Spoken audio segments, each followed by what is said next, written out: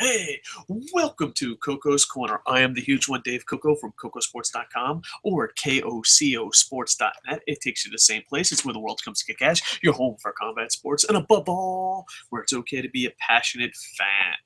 I should have tacked this onto my Raw review, but real life got in the way. So a lot of people ask me my thoughts on this podcast, the Stone Cold podcast with Triple H. My overall thoughts is Triple H should be a politician. He's one smooth talker. Just look at him handling the situation. Vince McMahon had like deer in the headlights look. Um, I think this one went a lot better than Vince McMahon's as far as watching it, and even Stone Cold did a better job. Last time Stone Cold interviewed Vince McMahon, I was like, whoa, rattlesnake, where's the follow-up questions? I'm like, no, follow up on that shit. I only remember once or twice. I wish they followed up on it. And, not at the attack Stone Cold. He's a pro wrestler, superstar, megastar, and he's not a reporter. But if I could say anything about journalism today, and I bring this up a lot, is no one has the follow-up question. They're like, what did you think about the sunshine? I thought it was wonderful. Great. That's it. No follow-up question. But overall, I thought it was really good. The thing I got out of it is Triple H is one smooth cat. I was like, damn. No wonder why he got where he's at. No wonder why he got Stephanie McMahon. He's just smooth. I have a feeling with Triple H is that Triple H Triple H is like our last hope. I see him just, being like Star Wars. You are our last hope, Obi-Wan Triple H. I think he gives us hope just because of NXT, the way he talked, how smooth he was, how he wasn't, as stubborn as Vince McMahon. And a lot of it is like, oh, they're working you. But it doesn't matter. He's a smooth politician. And let's be completely honest. Do you think Dunn is going to fucking give us a product we want? Do you think Vince McMahon's ever going to give us a product we want? Triple H is our last chance. I don't know. I haven't interviewed any of Stephanie and Triple H's kids yet, but I imagine that's a long time away. So Triple H, in my lifetime, is probably the last hope of saving WWE. And you know what? If it was a politician, he would have got my vote. But it would have been one of those votes where I'm like, I'm with you, Triple H, but if you're a lying, cocksucking son of a bitch and drone everyone and don't close down any bases, oh, I'm going to hate you. I'm going to hate you with all my heart. You better deliver on what you promised. But very smooth talker. And let's hit up the major things that he talked about. The first one, Triple H understanding today's audience, where the business stands, the reality era, the IWC, the knowledge, all that stuff. And I like one thing that he did. He stopped and didn't call it a minority. He wanted to call it a minority, but he's like, you know what? Let's be honest. It's not an effing minority anymore. I appreciate it. He gave such a perfect answer. Like, I've been in news. I don't talk that smooth because of my concussions and stuttering and all that. But when someone handles an interview and handles it really well, you just got to respect it. And I think he did because, they asked him about the fans, and he didn't throw them under the bus like Vince McMahon would have or his character would have. And he just talked about how, it's harder to book wrestling nowadays than it was before the internet or before the internet's popularity, before, back in the days of the territories and all that. And I appreciate that answer.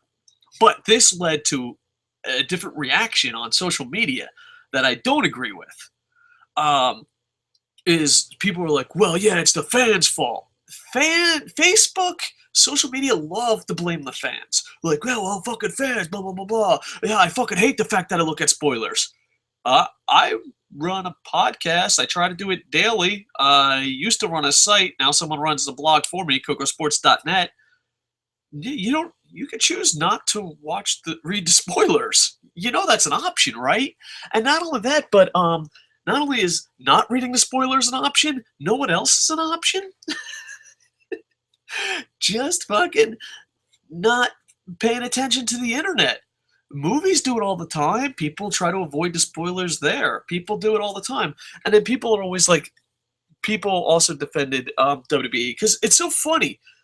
There are people in social media that blindly defend WWE more than Triple H did.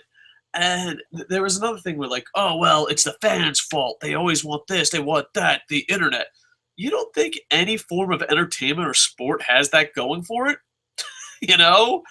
You don't think, it's the world has evolved and pro wrestling fans, no, that's not fair. Pro wrestling no, that's not fair. WWE defenders who hate pro wrestling fans want to live in the past, even though most of them didn't live in the past. And everyone has to deal with this. You don't think Marvel has to deal with this? You don't think, everyone has to deal with it. It's just a part of the game. Ask a coach. Ask an NFL coach. Ask who's the Seahawks coach? Pete Carroll? I could be completely wrong, but ask the Seahawks coach how he's feeling about Twitter and Facebook this morning. It's a different world, and it seems like Triple H is more accepting of that different world than Vince McMahon or the WWE defenders, and that gave me hope. And this is where I have to give him complete credit. There's a big debate between podcasters, wrestling fans, and all that. Was Daniel Bryan completely planned out and they worked you, brother? Or was it on the fly booking? Triple H gave the best goddamn answer he could have possibly gave. He gave this long runaround, and basically it was both. But he was so political about it that it was both, that I had extremists contact me, be like, yeah, it wasn't planned, Triple H admitted it. And then I had other extremists go, oh, Triple H said it was planned for 8 months. And I'm like, does anyone hear the words people say, or do they just fucking, that proves my point right, let me scream really loud? So yeah, that was really interesting, but Triple H, give yourself a Barry Horowitz. I hope that you don't F this up. I really do. He's just says he does pay attention to the internet, and you have to. It's ridiculous. But like, don't pay attention to the internet. It's just the times are different, man. It's not the minority. It's not the only thing that WWE has going for it, as far as against the internet and the IWC and all that, is that there's people that believe they're in the business and want to protect the business that they're not even a part of. All right. So, yeah, and basically, then the big tough question, I'm just trying to hit the points, all the points. I'm not going to probably hit everything, and I apologize. But one big thing was China in the Hall of Fame. And it's so funny because you see Triple H's face. He's like, really, fucker? Really? Yeah, this is what the fuck you're going to do? This is what you're going to do? All right.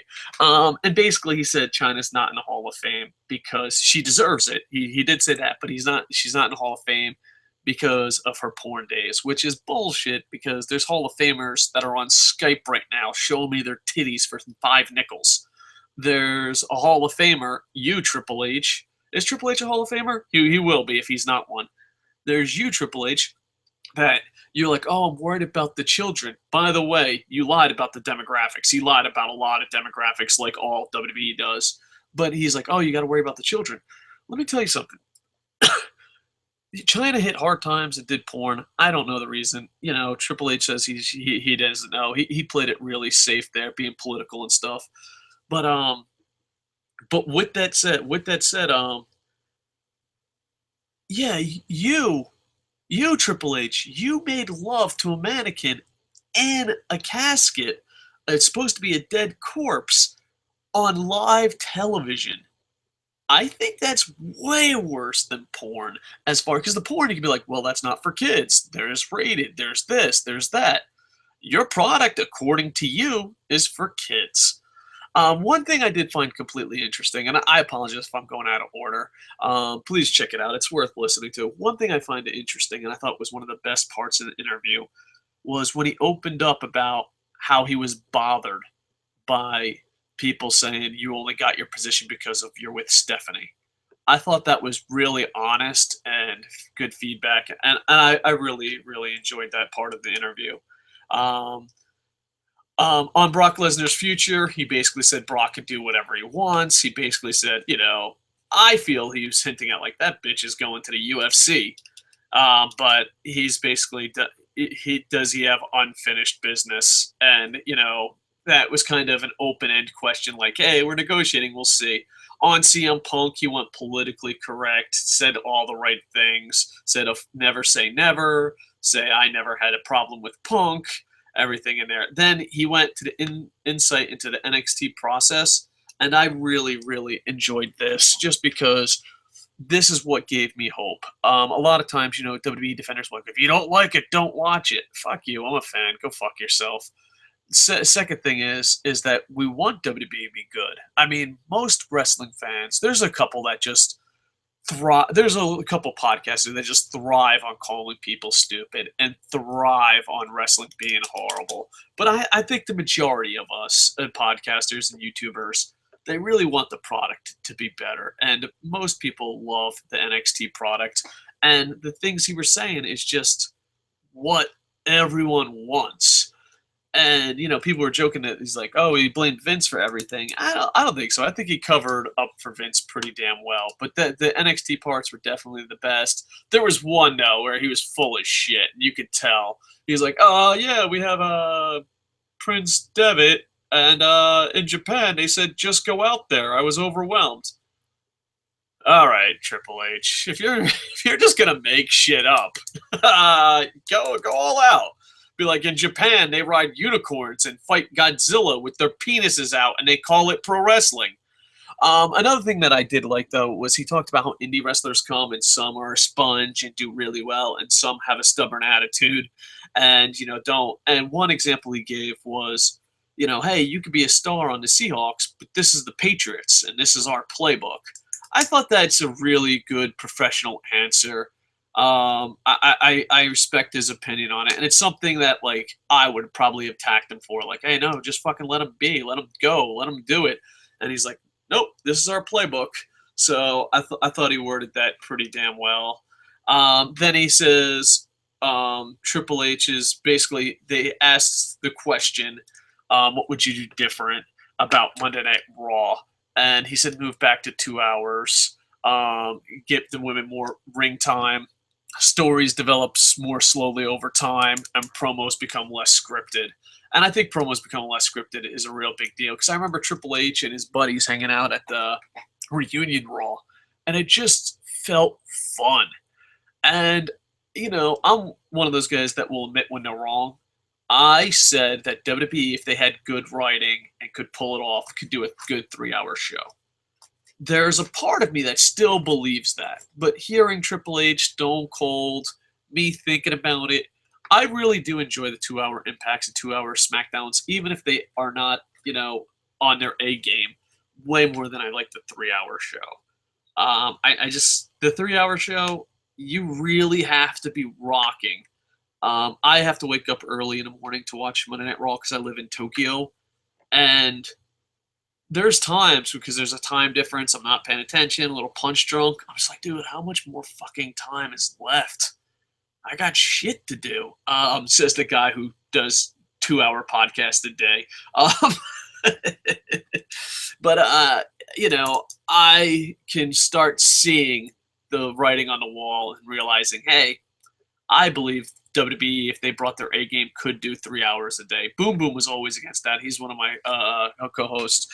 And I wasn't. I was like, no, if you had good writing, you get 3 hours a day. And now I'm like, nope. Because even like this Monday Night Raw, I give it a win. I thought the last 2 hours really good. I thought the first hour was a bit much. But even though I enjoyed this Monday Night Raw, still I was like, dude, how much longer is this shit going on? So there you go. Overall, I enjoyed it. I thought he was full of shit about certain things, but of course he's gonna be. And but at least he gave you hope. At least he gave you hope, and I think that's what matters the most out of this. Where Vince McMahon, like the millennials. Oh, they don't fucking work hard. Oh, just give it to Roman Reigns. Just give it to him. And he did a thing like no one's ready and all that shit, as far as they talked about Roman Reigns a lot. And that's one I kind of Stone Cold, I love you, and you're way better at everything in life than I am. But that's where I'm like, I wish I could have like a little buzzer and be like, follow up on that shit. Follow up on that shit. Over and over and over and over. And Triple H told a story where he wasn't ready and got punished, and Stone Cold got his spot. And I found that story to be interesting. He got Buddy Rogers to trend. I thought that was pretty awesome. And yeah, overall, really enjoyable. Should definitely check it out. Was there bullshit? Yes, of course there was. It's WWE. Do I wish Stone Cold had some follow-up questions? Not as bad as Vince McMahon. The Vince McMahon one, I was just losing my shit, and Vince McMahon is completely out of touch. But you know what? It's one of those things. I am rooting for Triple H to succeed. I've seen his track record. Is he full of shit? Yes, but he's our only chance at hope. You know, I feel like a two-party voter now. Well, I don't want to vote for the other guys because they're way more evil than my evil guy. Man. But yeah, overall, there's some things that he was full of shit on, and that's John Cena being the hardest worker. I still don't fucking believe that. I don't. Just because he's there. If he's the hardest worker and he's for the children, why not follow up on Saturday Morning Slam? Where was he on Saturday Morning Slam? If he's the hardest worker, how come he's not having as much matches as Dolph Ziggler? How come when he's going for a championship run, he doesn't have to have as many matches and break his fucking neck like Daniel Bryan did? Why? Why? He's not the hardest fucking worker. He's the chosen one. Just like Roman Reigns is the chosen one. And you even said there's so much talent on this roster. Then why go with Roman Reigns? Why? Why? Because he's the chosen one. I hope when Triple H takes over, there'll be less chosen ones. Or if there are chosen ones, at least with Stone Cold, like, you know, Triple H and Stone Cold, I can respect so much more than Hogan. Stone Cold and Triple H, I can respect you so much more than Cena and Reigns. For one thing, Stone Cold, when he was on top, had plenty of dance partners, as he puts it. Triple H, at least when you were on top, you were a fucking heel. You didn't fucking shove your cock down our throat and say, do you enjoy the taste of it? You said, here's my cock, it's going in your throat, fuck off. And you know what? Hey, at least you're a fucking heel. If you want to have a chosen one, make him a heel. If you want to have a chosen one or a top guy, at least have other dance partners. But to say that Roman Reigns deserves it, doesn't deserve it, who's ready, and all that bullshit, and say John Cena is the hardest working guy in the company. No, he's not. If he's the hardest working guy in the company and you're for the children, why isn't he on Saturday Morning Slam? Why wasn't he on Saturday Morning Slam? Why did Saturday Morning Slam fail? When's the last time? Dear Triple H, here's my follow-up question. Compare Daniel Bryan's run going to WrestleMania 30, how much he wrestled, compared to John Cena's run when he wrestled The Rock. Compare that work schedule. Don't fucking say he works the hardest. Don't give the company fucking line. But the thing is, what is he going to supposed to say? Oh, he's the fucking chosen one? You know, and your fucking argument of, like, against that is, well, back in the day, fans were fucking dumber. Yeah, back in the day, we thought Independence Day with Will Smith was fucking amazing. But times have changed. I still love you, Will Smith.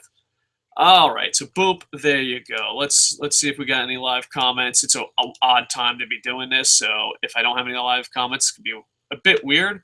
Appreciate the retweet. Nothing on the Facebook. Google, woohoo! We got one live comment. That's all. It's worth it. It's worth it. One is better than none. Scullin says, all right, boop, boop, boop. Let's see. Tweeting this out. Appreciate it. 2 likes. All right. Scullin says, wow, first time I'm commenting live. How exciting. Well, you must be in a weird time zone like me. I think Triple H was quite honest about the demographics. Yes, when he's talking about Cena, he gave us the 8-year-old kids an example. He never claimed that an age group would be the main demographic. If I remember correctly, he talked about how varied the audience actually is, and it's difficult to please everyone. See, that's just a lie. That's a lie. The average fucking Raw viewer is 38. It used to be 41. So either the demographic is dying or they're actually getting kids. It's 38 and it's male. The problem is you can't sell that. You can't sell that to advertisers. And he did mention, you know, advertising and all that is a different ball game. You can't. So you have to stick to your story. You know, Stephanie McMahon has said stuff like majority of the audience is female. That's a fucking lie. That's not true.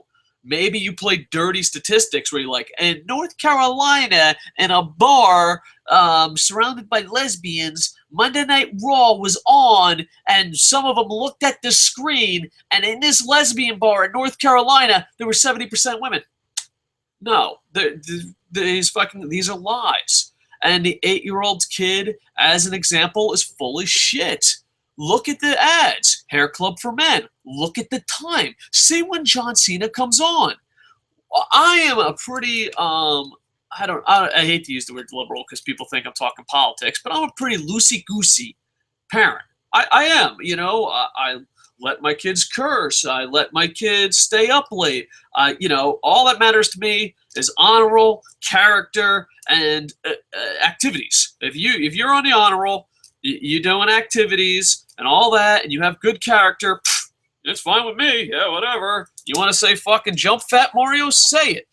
But even me being loosey-goosey parent, I had the shittiest parents in the world, and I don't think they would have let me stay up late. I don't think, you know, because I've ran away a lot, and I stayed with a lot of different adults. I don't think any adults would let me stay up that late.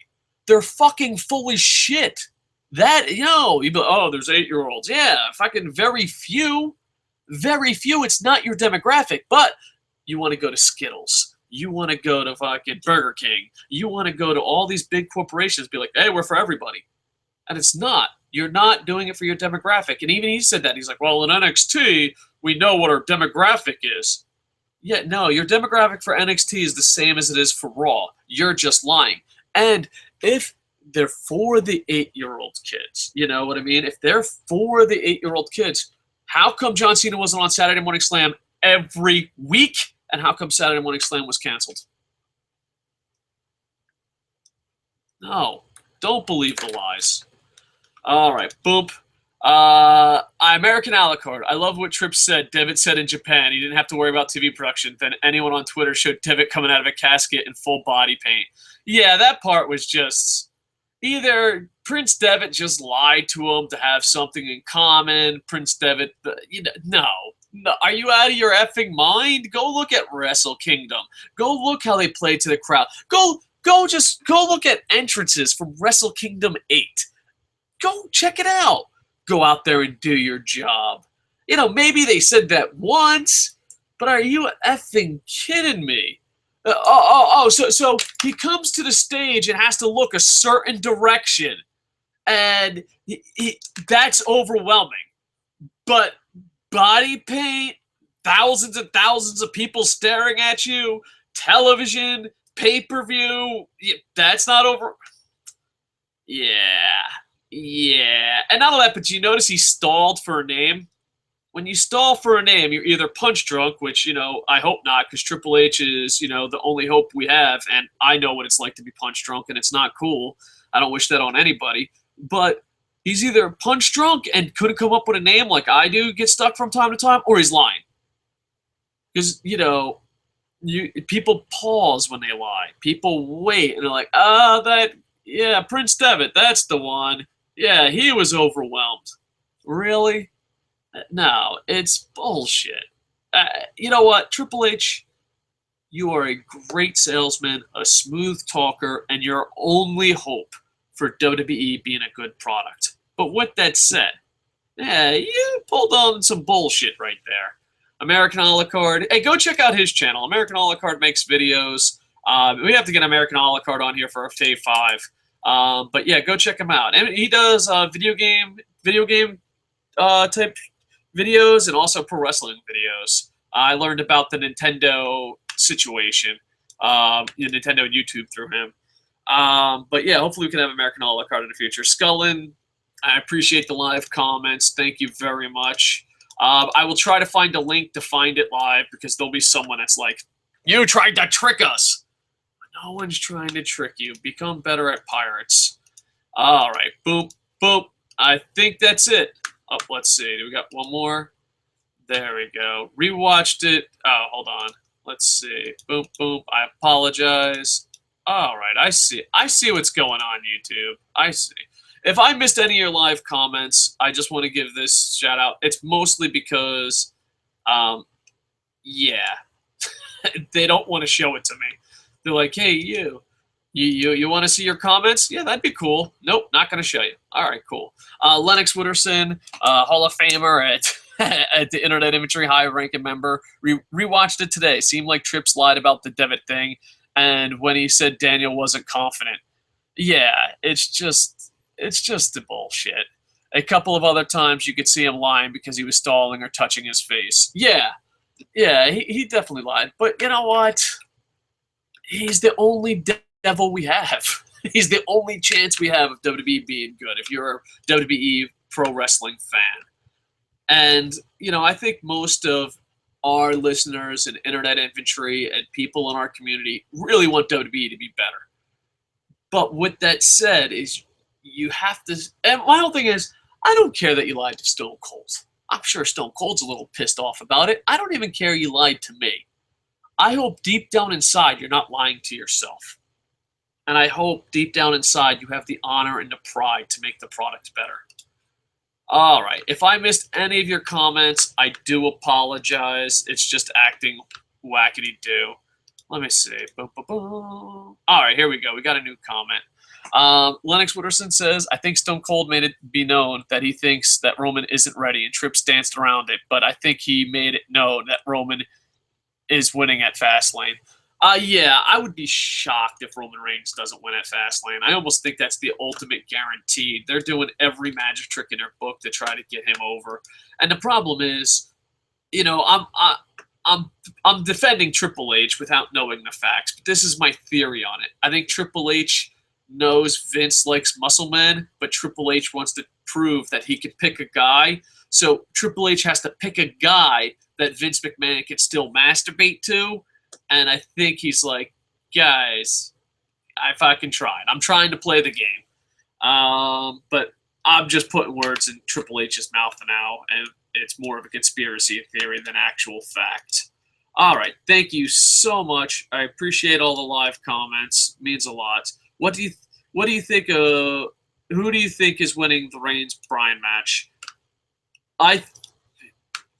Without a doubt, if I had to put money on it, if I went to Atlantic City, Las Vegas, or Koco's Casino, and it's who are you putting your money on, I'd put all my money on Roman Reigns. I just think that they have to get him over. They just have to. As a fan and someone who believes in justice and doing the right thing, I would give it to Daniel Bryan. The Daniel Bryan storyline is better. Daniel Bryan's a better wrestler. All you got is, there's a size difference. That's like the only thing you can argue about. But if you argue about that, then you can't really be like, wow, Big Show, Roman Reigns, I hate this. Why? They're both big. Yeah, I mean, a lot of people forget one of the greatest moments in WrestleMania. Not the greatest, but one of the greatest moments in WrestleMania history. Leading up to it, I believe. Yeah, leading up to it was Eddie Guerrero beating Brock Lesnar. Eddie Guerrero was a small man compared to Brock Lesnar, especially back then. Brock Lesnar was not UFC eligible, I guess is the most politically correct way to do it. He wasn't UFC eligible back then, so he was a lot bigger, and it was still a great moment. American a la carte on that line about why the water down their wrestling or indie wrestling. We like the Patriots, and if you come in not wanting to learn our playbook, we can't work with you. Our styles work better than any other company. That's just. I think that's just ego. But let me finish reading. Granted, it is true that, but mostly due to WWE's large, rapid fan base that doesn't watch anything else. That's true.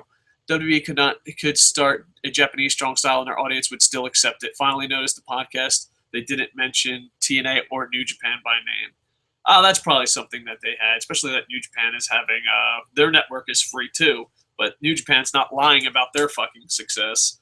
But yeah, that's just a WWE thing. They'll never do it. I think it adds so much credibility to it, but, I guess they figure their audience is so stupid that, like, what? There's another company? Let me turn it on.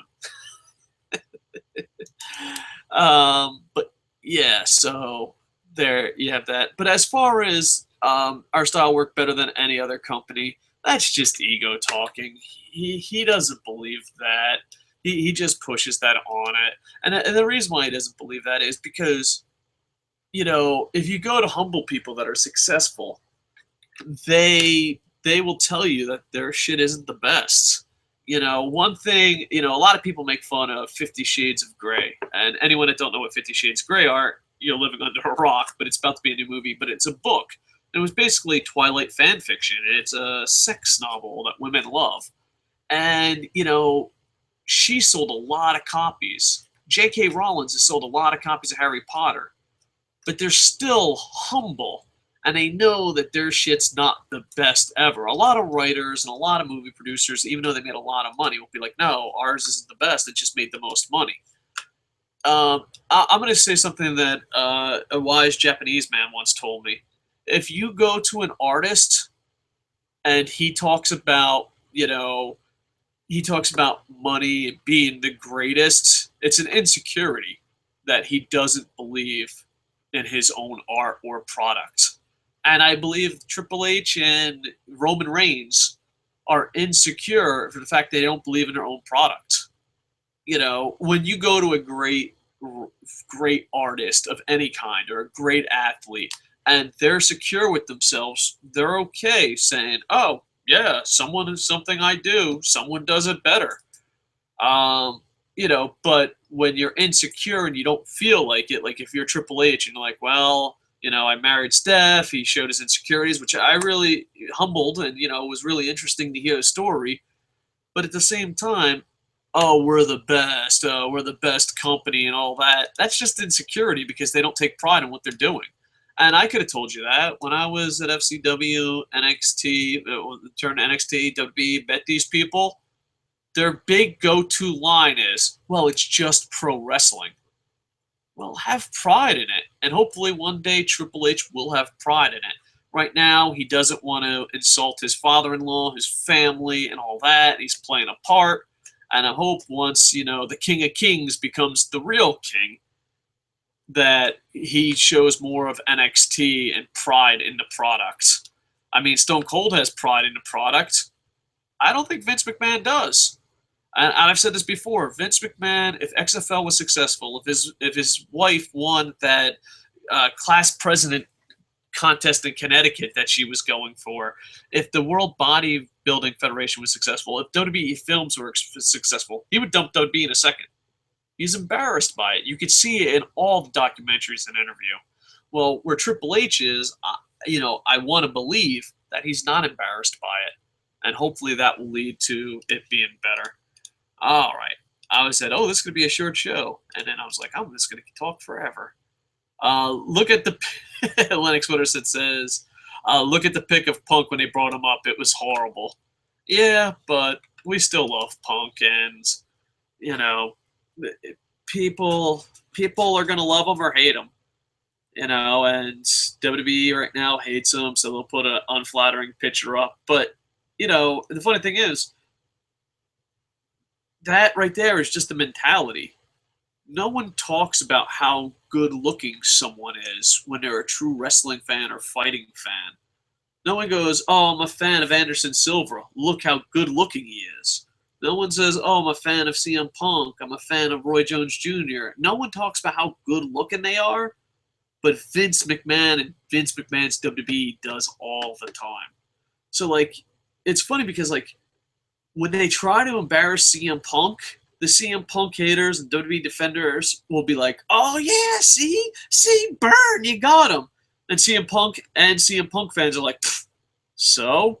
I mean, Dolph Ziggler has to be a bitch in a giant corporation, not getting paid, not getting the spot that he wants, and you have to fucking read a promo to insult a wrestler who made money, was a champion, and now is doing his own thing. Yeah, Dolph, Mr. Shooter, how's your stand-up comedy going? How's it feel to be a bitch? And I love Dolph Ziggler, but that's it. And the same thing with, Vince McMahon, Triple H, be like, oh, well, here's a picture. He's not that good looking. Yeah, real fans ain't going to give a fuck. And that's where there's just two extremists. All right.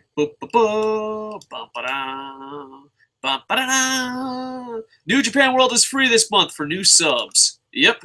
Lennox Wooderson, you took the words right out of my mouth. Go check out New Japan World. It is free. It is some of the best wrestling in the world. You can use Google Translate. And yeah, if you're just into the matches and don't have bullshit excuses, well, it has to be in English. It has to be in high def. It has to be WWE. It's worth checking out. And man, some of the best wrestling in the world if you actually love the in-ring stuff. Because they just go out there and get the job done. Or as JR said, is, New Japan does something smart. They give the fans what they want. That's crazy. That's mind-blowing. Well, hopefully Triple H will take WWE to that. Please like, comment, subscribe, and check out our blog at kocosports.net. Sorry about the time difference and time zones and all that and being a little late, but appreciate just getting any viewers whatsoever. It really means a lot. Yeah, I will be back tomorrow, hopefully with more shows. My goal for this year, which I failed, but I'm going to keep going. I'm going to try it. My goal is to at least do one podcast a day and build up from there. All right, so like, comment, subscribe. Go to kocosports.net. Thank you, Internet Inventory. Stone Cold Triple H, thank you for doing the podcast. I've had a couple complaints, but overall, it gave me hope. And nowadays, in any form of in the world, hope is something that we definitely all need, especially if you're a WWE fan. And with that, I am over. Bum, bum, bum, ba-dum.